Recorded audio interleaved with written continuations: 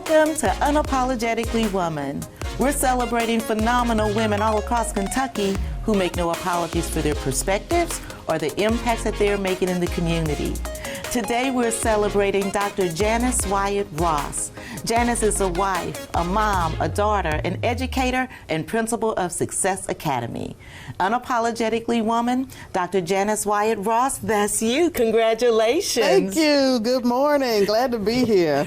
How did you get to Kentucky from Arkansas? Ooh, that is a good question. My husband kept telling me that I needed to go back to school to earn my doctorate. I needed to go back to school. He said, you need to go before you have children. And baby number one came, baby number two. So finally one day he brought a big book and said, here, you're going to college. You're going somewhere. I said, okay, I'll fix you. I'll find somewhere I want to go. So I selected one university. I said, no, I'm not doing that. So I saw a program at the University of Cincinnati that I really liked. You could kind of tailor it to what you were interested in. I said, okay, I think I'll do this. So, of course, my husband reached out to someone who reached out to someone. Carlos was not playing. He was not. He does not play about anything. And so we went for a visit, and he met a professor who, of course, was one of his fraternity brothers. We didn't know at the time, but we met, we introduced ourselves and exchanged phone numbers. And we played phone tag for several months. And one day I was sitting at my desk at the Little Rock School District, and I received an email. He said, the application is online if you're interested. So I looked up, I was like, okay, I hear the message. So I applied, and we packed up everything that we had in Arkansas and moved to Lexington, Kentucky for me to attend school at the University of Cincinnati. Wow.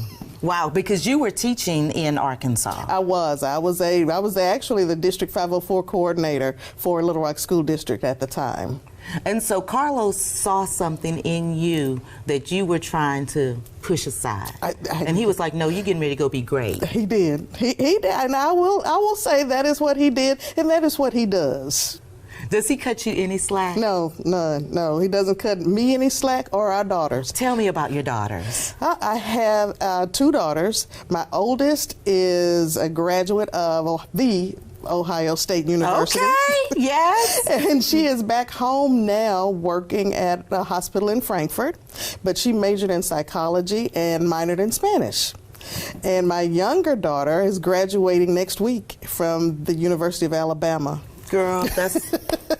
So get those college grads. So she's an athletic training major. She worked with the Alabama football team this past season. So she's will, I think, pursue a med school. So that's what she thinks she wants to do right now. Don't worry. You don't have to worry about it. Dad's going to go have a conversation with somebody, and yes. The email is going to show up. Yes, it will. It will. So you are the founding principal of Success Academy. How did that come to be? Well, at the time, I wasn't working in Fayette County. I was a part-time sales associate for Lane Bryant. That's another story for another day. And I saw the job announcement, and I said, I think I need to apply for this. So I applied, and I went to the interview, and it's very funny. Then they asked who was I and what did I do? I said, well, you all know who I am. You've worked with me before. And one thing that you do know, I am unapologetic about student achievement. That was the line that I told them. And I said, that's who I am. I make decisions that are for the betterment of our students. It may be uncomfortable for adults. Adults may not even like the decisions I make, but I'm always going to be student focused, and I will always be a student advocate. And you're hired. Yes. You're hired. I'm hiring you. Yes. And I was hired.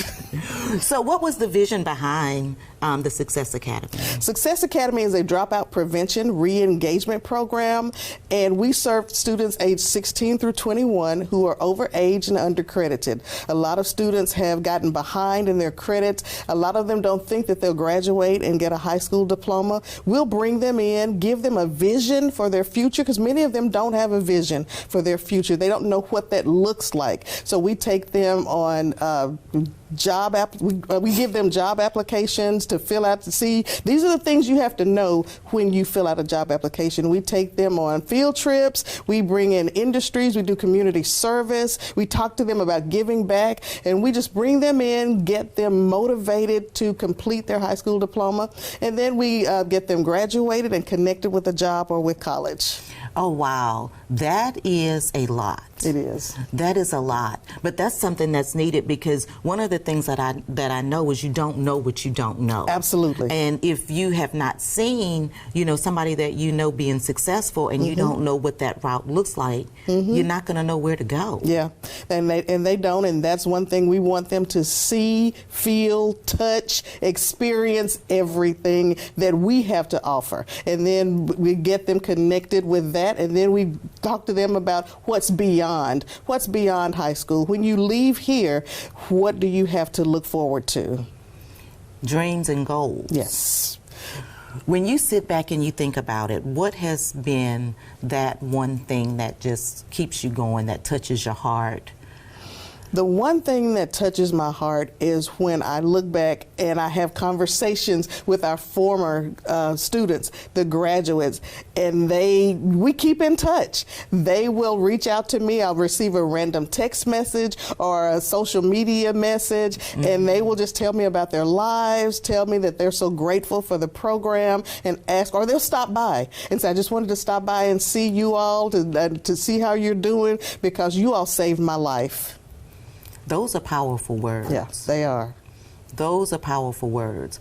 And so when I look at you and I see the pride that you have when somebody says that to you, I think that there has to be a lot of interconnectedness between you as a person, your faith, the work that you do at Consolidated Baptist Church, because that you're not just... Girl, you are not just anything. You are not. You tell me about what you do at Consolidated, because you take charge over there too. Well, at Consolidated, I am a Sunday school teacher, so I call it the Little Old Ladies class. We have the Women Immersed in Christ, the Women Inc. class, and I'm really a facilitator. So we meet every Sunday. We meet on Zoom until we go back in person. So we just have a conversation, and what I try to do, every lesson, I try to tie that into our daily lives. What does that look like for us? How do we walk that out? And it's not about quoting scriptures and saying Bible verses, which you should know that, and we should hide those words in our heart. But what does that look like? It's how we live, because people are always watching, and they watch what you do more than they listen to what you say. Wow. So with all of the work that you do, you're also a member of Alpha Kappa Alpha Sorority Incorporated, and you guys are busy. Yes, we are busy. Last week, we were preparing food bags for some elementary students so they could have food on the weekends. I also work with the Youth Leadership Institute, where we're working with youth, building them leadership skills and advocacy skills. We have our fundraisers, and we are always serving the community. We are planting trees. If we are gardening, we're doing some of everything. And while you're doing some of everything, speaking of that, you're also serving as a secretary of the State Board of Private Investigators.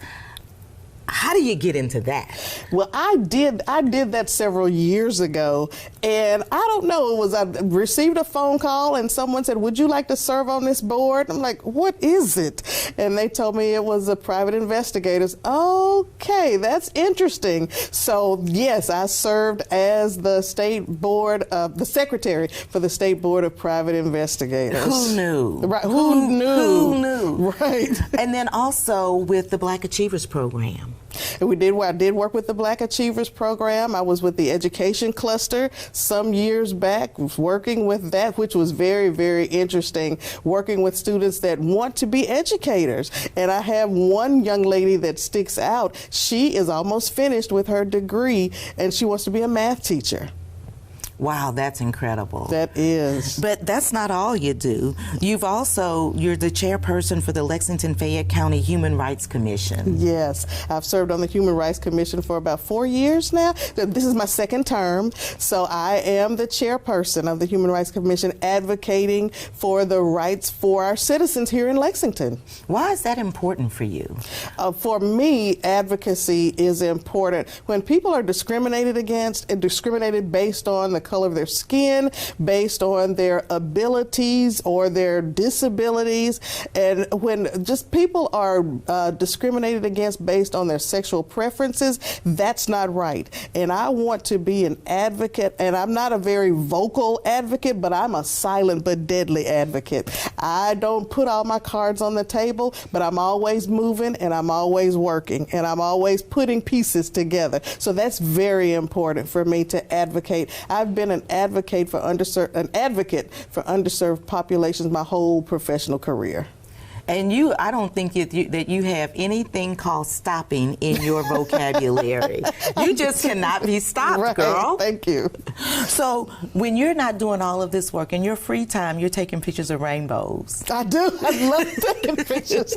I love taking pictures of rainbows. I have been known to stop in the middle of the street and get my phone, roll the window down, and take a picture of a rainbow. I just love rainbows. Why? Does it make you feel connected to something, or what draws you to it? It is God's promise that He would not destroy the earth with water, and it's just His covenant. And every time I see it, most of the time when I see a rainbow, it's when I'm really going through a hard time and I need some reassurance, and I need some reassurance that God is always there, and I have that hope that I have something to live for. And really, when I am going through hard times and I see a rainbow, I can't do anything but stop. Yes. That's the one thing that gets you, yes. Now, I hope you're not one of those people that's driving down the road trying to snap a picture. You pull over, don't you? I plead the fifth. Guilty. I will pull into a parking lot, let's say that. I'll pull into a parking lot eventually. Eventually, but you're going to snoop. I will. I will. You have another guilty pleasure when it comes to AI. Yeah, oh my gosh. I have found creating images on AI, it keeps my mind sharp. As we get older, sometimes the mind doesn't work. I can't find the words I'm always looking for, but that is my creative side. I can think of a scene in my mind, type in the words that describe that scene, and put it into the system, and the computer will generate an image. And if I don't like it, I can go back and edit it. I can tell the computer what I don't like about it, how we can edit that, and it'll work with me until it gets tired of me. Wow. Listen, we could sit here forever, but I want to pitch it to you for the last word. For young girls, young women that are looking at you and saying, gosh, I'd like to be like her. What kind of advice would you give them?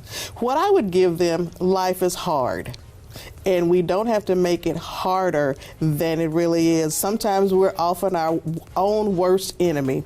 But anything worth having is worth putting the hard work into. And as far as education, and I wasn't one to like school, but school is a necessary evil. And it's better to have an education and not need it than to need it and not have it. Well, that's a word.